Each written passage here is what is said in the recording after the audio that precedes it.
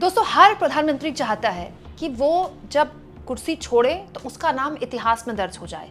मोदी के पास एक बहुत ही निर्णायक वक्त है इतिहास में अपना नाम दर्ज कराने की। लेकिन क्या मोदी ऐसा कर पाएंगे? क्या मोदी इतना बड़ा जोखिम ले पाएंगे? दोस्तों, पूरी दुनिया में अमेरिका और चीन के बीच जो टैरिफ युद्ध शुरू हुआ है उसकी आंच आए उससे पहले ही भारत के आगे एक अवसर आ गया है, या फिर ये कह ले मोदी जी की भाषा में कि ये पूरी दुनिया में जो आपदा आई है वो भारत के लिए एक अवसर पैदा कर रही है। लेकिन बड़ा सवाल ये कि इस अवसर को क्या मोदी सरकार हरी झंडी दिखाएगी? क्या इस अवसर को इनकैश करेगी भारत की अर्थव्यवस्था? अगर ऐसा होता है दोस्तों, तो भारत को एक बहुत बड़ा लाभ होगा। लेकिन उससे पहले मोदी को कुछ ऐसे सवालों को फेस करना होगा जो जाहिर तौर पर इतने आसान नहीं है। दोस्तों, अमेरिका ने चीन पर टैरिफ थोपा, उसके बाद चीन ने अमेरिका पर टैरिफ थोप दिया और अब दोनों देशों में जबरदस्त तरीके से टैरिफ को लेकर तनातनी मची हुई है।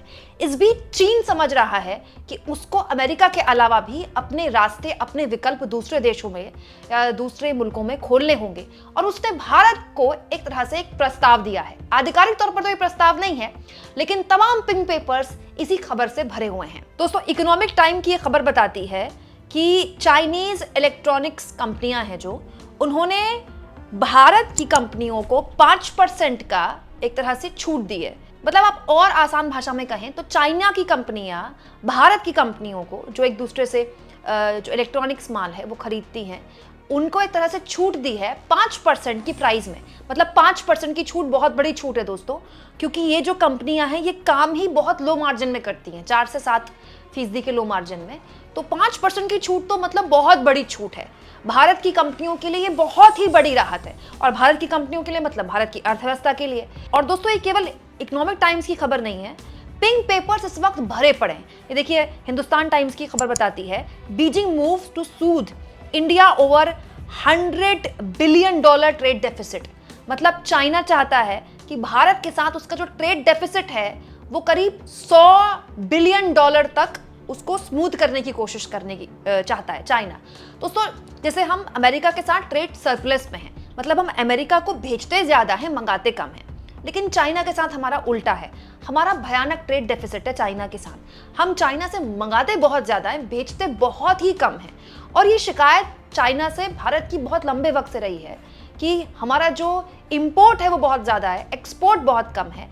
लेकिन अब इस तरह की खबरें लगातार छप रही हैं कि बीजिंग ये चाहता है, इनफॉर्मली उसने एक तरह से प्रस्ताव रखा है भारत के आगे कि भाई हम आपके साथ जो ट्रेड है, हमारा ट्रेड डेफिसिट है, जिसको लेकर आप हमेशा चिंता में रहे, जो आपके लिए कंसर्न है, हम उसको एड्रेस करने के लिए तैयार हैं। दोस्तों, ये क्यों कर रहा है चाइना? जैसा कि मैंने आपसे कहा कि चाइना को अपने विकल्प तलाशने हैं कि अगर अमेरिका से उसका ये ट्रेड वॉर लंबा खिंच गया तो वो और नए अपने सहयोगी, अपने व्यापारिक जो समझौते हैं दूसरे देशों से मजबूत कर ले।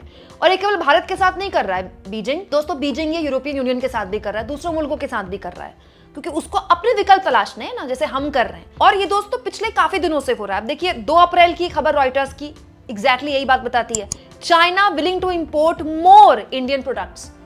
रॉयटर्स की खबर भी ये बताती है कि चाइना भारत के प्रोडक्ट ज्यादा इंपोर्ट करने के लिए तैयार है। अच्छा, पहले ये सब नहीं था, लेकिन अब चाइना को भी ये बात समझ में आ रही है कि अगर उसको अमेरिका को आंख दिखाना है तो अपने दूसरे विकल्प उसको फिट करने पड़ेंगे। दोस्तों, ये भारत के लिए बहुत अच्छी खबर है। क्यों, मैं आपको बताती हूँ। हिंदुस्तान टाइम्स की इस खबर को अगर आप डिटेल में देखें दोस्तों, इस खबर में DGCIS यानी कि directorate general of commercial intelligence and statistics का आंकड़ा दिया गया है। इसके मुताबिक भारत और चीन के बीच का जो ट्रेड डेफिसिट है, वो जो दायरा है, जो फर्क है एक्सपोर्ट और इंपोर्ट का, वो लगातार बढ़ रहा है, साल दर साल बढ़ रहा है, बहुत ही अलार्मिंग स्टेज में अब पहुंच गया है। दोस्तों, ये पहले था 2021-22 में $73.31 बिलियन। मतलब हम दोनों के बीच में, चाइना और इंडिया के बीच में इतना फर्क था। ये जो फर्क है ना, इसमें चाइना को फायदा है, हमें फायदा कम है, चाइना को फायदा ज्यादा है। फिर ये और बढ़ा 2022-23 में और ये हो गया $83.2 बिलियन। फिर ये और बढ़ा 2023-24 में $85.8 बिलियन। तो ये जो आंकड़ा है बताता है कि ये जो भारत का कंसर्न है चाइना के ट्रेड को लेकर वो लगातार बढ़ रहा है, क्योंकि हमारा जो ट्रेड है चाइना के साथ उसमें चाइना बहुत फायदा ले रहा है हमसे, क्योंकि हम उससे बहुत सामान मंगाते हैं। लेकिन अब चाइना को अपने विकल्प बढ़ाने हैं, तो चाइना ने एक तरह से फॉर्मली नहीं तो इनफॉर्मली भारत के आगे प्रस्ताव रखा है कि चलिए हम अपना ट्रेड सुधार लेते हैं। अब बड़ा सवाल यह है दोस्तों कि जो हमारे लिए एक बहुत ही बड़ी कंसर्न थी, चाइना के साथ ट्रेड डेफिसिट, वो तो हमारा खत्म होता दिख रहा है अगर हम चाइना का ये प्रस्ताव स्वीकार कर लेते हैं। तो अब मोदी सरकार क्या करेगी? दोस्तों, ये जो फैसला है ये मोदी के लिए आसान नहीं है या किसी भी सरकार के लिए आसान नहीं है, क्योंकि चाइना केवल हमारा ट्रेड पार्टनर नहीं है। चाइना हमारा एक ऐसा पड़ोसी मुल्क है जो लगातार सैन्य ताकत में हमसे बहुत बड़ा है और हमको आंख दिखा रहा है, और उसके साथ हमारा जो सीमा विवाद है वो जबरदस्त तरीके से हाल के सालों में दिखा है।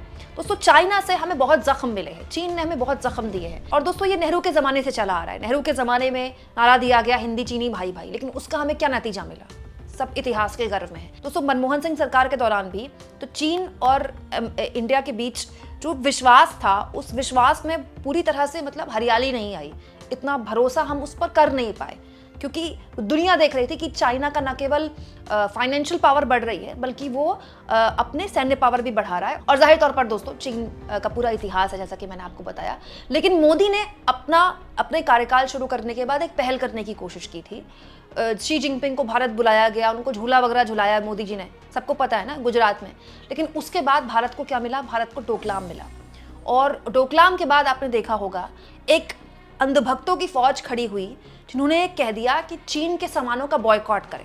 हर दिवाली में आपको इस तरह के व्हाट्सएप मैसेज आने शुरू हो जाते होंगे कि चीन के दिए मत खरीदिए, अपने लोकल जो दिया बनाने वाले लोग हैं उनके दिए खरीदिए। हालांकि ये जो मुहिम थी अंधभक्तों की, ये टोटल फ्लॉप मुहिम थी, क्योंकि आप दिया तो नहीं खरीदेंगे चीन का, लेकिन सच्चाई आंकड़ा बताता है कि अब भी हम सामान चीन से ही खरीद रहे हैं ज़्यादा, चीन हमसे कम खरीद रहा है। भाई, ट्रेड डेफिसिट है ना, वो तो सबके सामने है, ऐसा तो नहीं है कि ये कोई छुपी हुई बात है। तो ये पूरी की पूरी मुहिम चली नहीं। लेकिन हुआ क्या, डोकलाम विवाद के दौरान भारत सरकार ने कई बड़े फैसले लिए। जैसे चीन की कंपनी थी टिकटॉक, याद होगा आपको, टिकटॉक में रील्स बनाई जाती थी, खूब पॉपुलर था टिकटॉक, उस पर बैन लगा दिया गया। इसके अलावा भी चीन को बड़ी आग दिखाई गई और चीन को लेकर बहुत बड़ी बड़ी बातें डोमेस्टिक पॉलिटिक्स में कही गई। लेकिन लॉन्ग टर्म अगर आप देखें तो चीन के साथ अभी भी हमारा जो व्यापार है वो बहुत बड़े स्तर पर है। अगर आप भारत की मोबाइल मार्केट में देख लें दोस्तों, तो चीन का जो मोबाइल्स हैं, चीन के बने हुए मोबाइल, चाहे एमआई के हों, चाहे Xiaomi के हों, चाहे वीवो के हों, सारे मोबाइल चीनी हैं। भारत की सारी मोबाइल मार्केट में इन मोबाइल फोनों का कब्जा है। तो ये चीन की ताकत है दोस्तों। लेकिन अब चीन नर्म पड़ रहा है भारत के आगे। क्यों? क्योंकि चीन चाहता है कि उसको एक नया साझेदार मिल जाए, या फिर वो अपने पुराने साझेदारों के साथ उनके टर्म्स पर बात करे। अब बड़ा सवाल यह है कि भारत सरकार क्या करेगी? भारत सरकार क्या चीन का ऑफर स्वीकार कर लेगी? और अगर भारत सरकार चीन का ऑफर स्वीकार कर लेती है दोस्तों, तो उधर ट्रंप खड़े हुए हैं।